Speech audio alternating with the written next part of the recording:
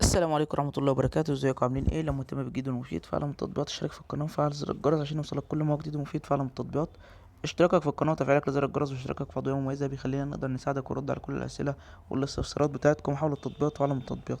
عايزين تعرف التطبيق ده بيعمل ايه؟ التطبيق ده فايدته ايه؟ التطبيق ده بيشتغل ازاي؟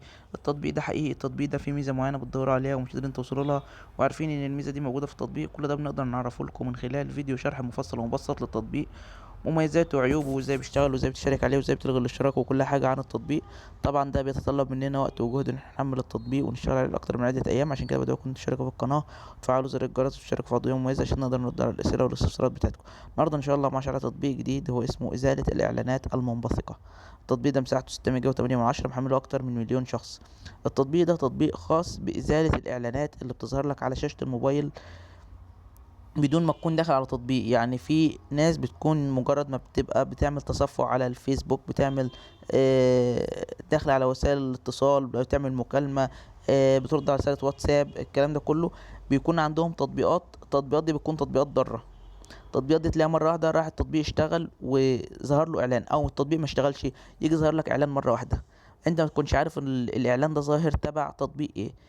في ناس كتيرة بيحصل لها الموضوع ده وبتبقى مش عارفة التطبيق او مش عارفة ايه السبب، فبتريح دماغها مثلا وتقول لك هفصل الانترنت، او هزيل مثلا التطبيق شاكك فيه وممكن ما يكونش هو.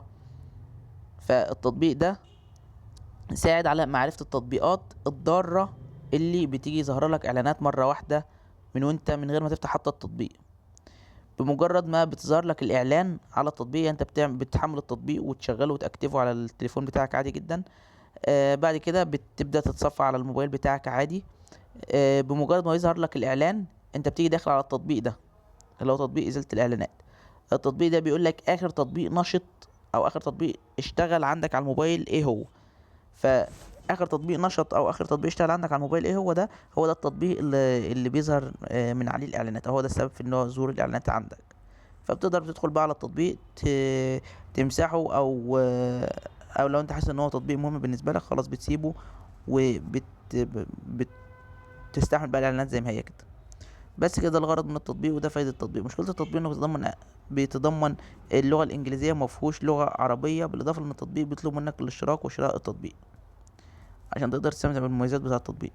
بس كده يعتبر ابسط شرح بالنسبه للمميزات والعيوب. لو عجبك شرح التطبيق يا ريت تدوس لايك للفيديو. لو عايز شرح تطبيق معين يا ريت تسيب لي في الكومنت لو اكتشفت ميزه او عيب للتطبيق في اي تحديث من التحديثات القادمه. اكتبها في تعليقات الفيديو. بمناسبه لو اكتشفت ميزه او عيب اكتبها في تعليقات الفيديو، فده دايما تنوه منا عليه في آخر كل فيديو، علشان لو اي حد شاهد الفيديو حمل التطبيق ولها في حاجه مختلفه اكتبها في التعليقات.